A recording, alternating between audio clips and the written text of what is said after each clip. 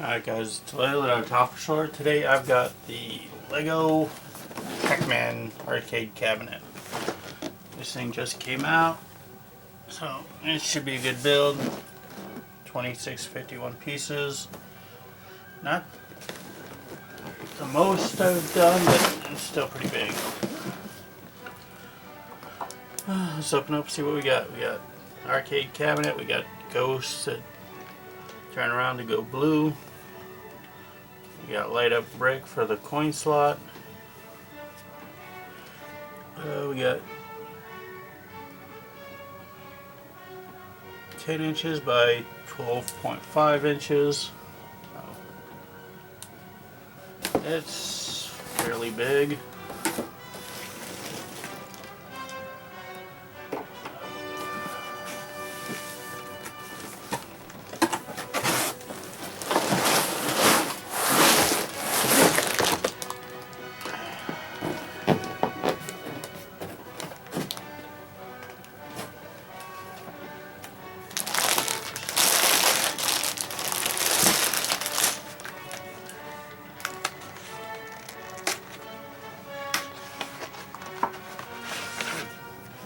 Pretty big book. So let's see what we got inside.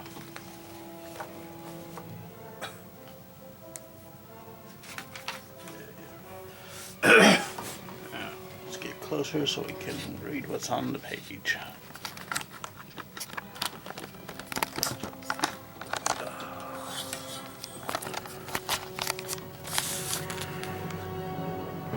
Love at first bite. When the first digital arcade games were introduced in Japan in the 1970s, they took the country by storm. Soon after, the rest of the world caught wind and players flocked to dimly lit game centers everywhere, enticed by flickering pixels, mechanical music, and the alluring high score. Shooting games were the most popular and often only choices and catered mainly to a male audience. Japanese game designer Toru Iwatani posed that women might also enjoy playing games if the environment were more inviting and the gameplay a little friendlier. After exploring alternative game themes like fashion and fortune-telling storylines, Mr. Iwatani chose the ultimate socially inclusive theme, food.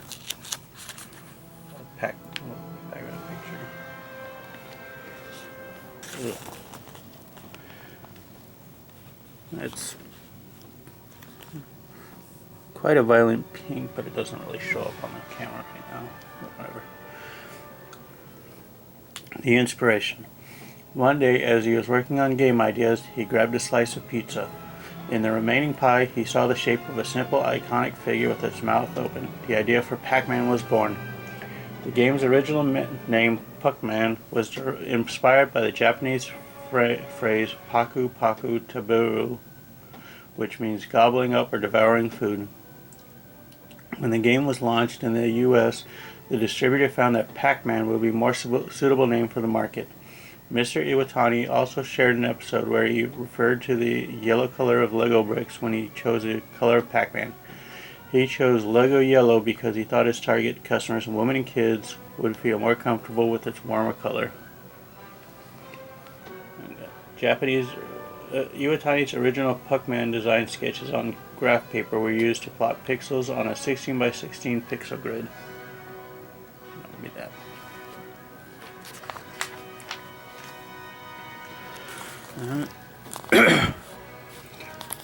A global gaming phenomenon. Mr. Iwatani's theory was proven right beyond his wildest imagination. Soon after the first Pac-Man arcade game was released in 1980, it grew into an unprecedented global phenomenon. The game instantly appealed to new audiences who might never have considered visiting a gaming arcade. The cute characters and intuitive gameplay won the hearts of every generation. For the first time, men, women, kids, teens, and grandparents could share a family-friendly digital gaming experience.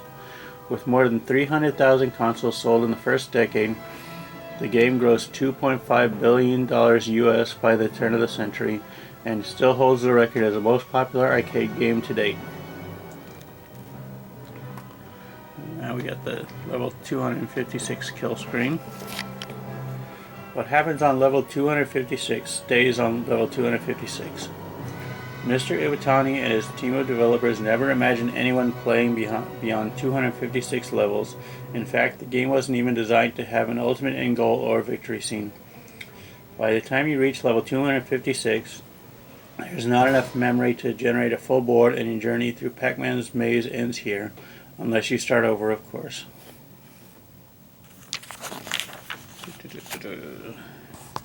The pesky ghosts. Pac-Man fans are equally invested in the game's supporting characters, the four ghosts. Each has its own unique personality and even moves in different ways. We got Blinky. Blinky is the leader of the ghost pack, nimble and very persistent. Inky. Blinky's right-hand ghost is a little shyer than his fellow phantoms. Pinky. Don't let Pinky's delicate looks fool you. She's a lethal opponent. And Clyde. Quite the explorer, Clyde constantly wanders into every corner he can find.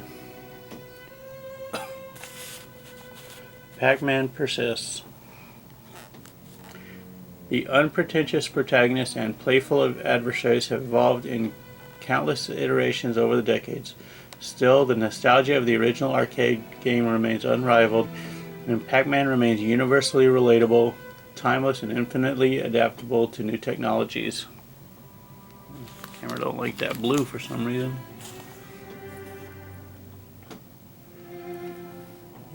Steve Franick, Lego Icons model designer. Beauty through simplicity. Each generation of fans has fond memories of their own version of Pac-Man. I clearly remember the classic arcade game halls. Inspired by the original arcade version from 1980, we collaborated with Bandai Namco Entertainment Inc. to create this set. The game mechanics, color scheme, and pixelated graphics are a perfect fit for a LEGO Icon set.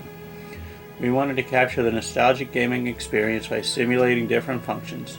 Turn on a light by pressing the button by the coin slot, move the joystick, and crank the levers on the side to move the characters through the maze. Black elements camouflage the mechanics, and a newly developed link element on a chain allows the icons to turn the sharp corners. We hope it brings back all your favorite memories too.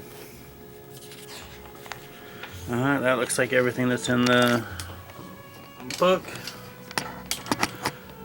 Oh, we'll get right to it. As always, if you like what you watch, comment, subscribe, whatever you want to do. And enjoy the show.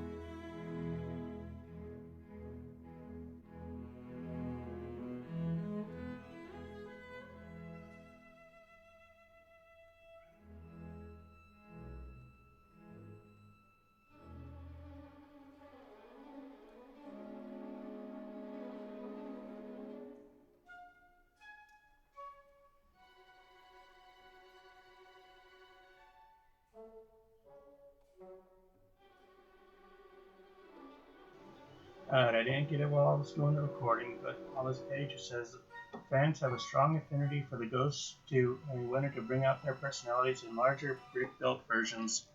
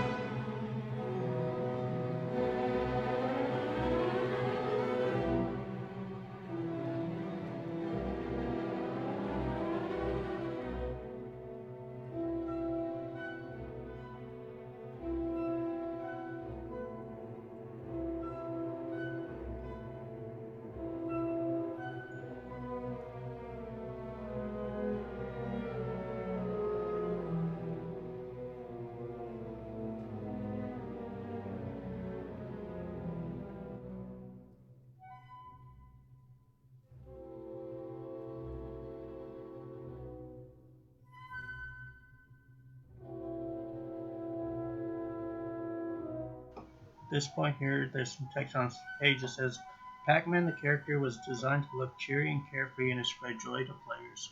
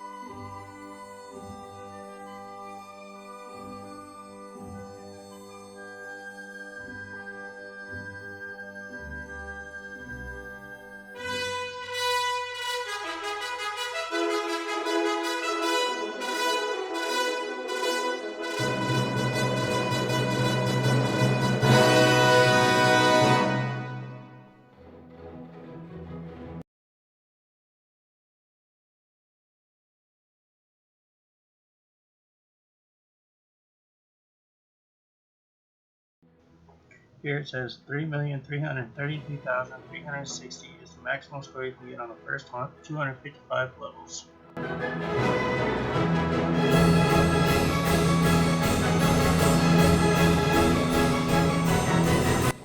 The biggest challenge was getting the ghost to turn corners without getting stuck. We used a robot to test it thousands of times to make sure it's solid.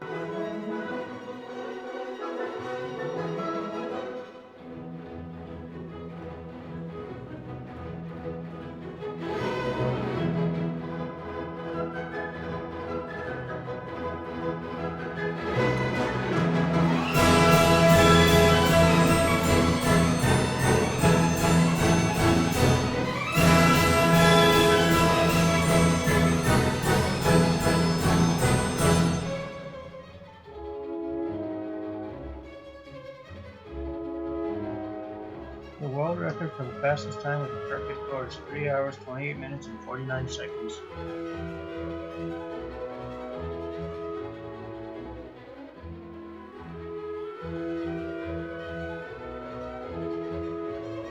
Mr. Yutani is a big fan of pinball, and the graphic design for the original arcade version of Pac-Man was inspired by game boards and slot machines.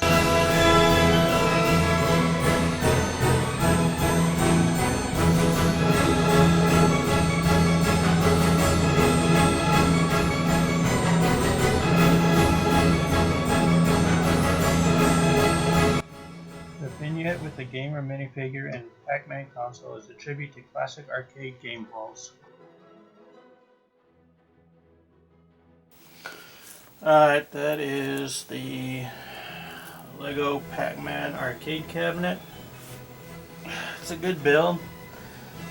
Got some nice functionality to it with the gears and chains for the game. The joystick. You can move the joystick. Push the button. The coin slot lights up.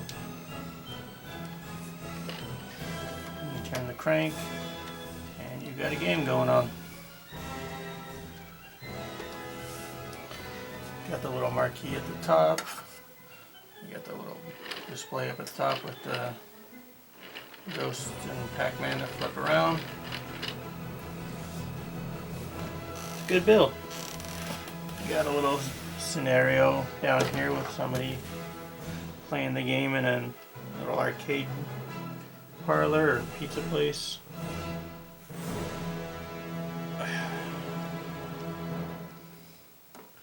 Alright.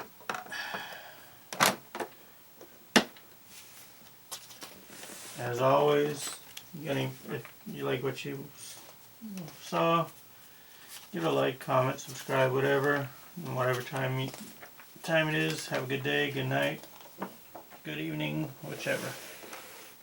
Bye.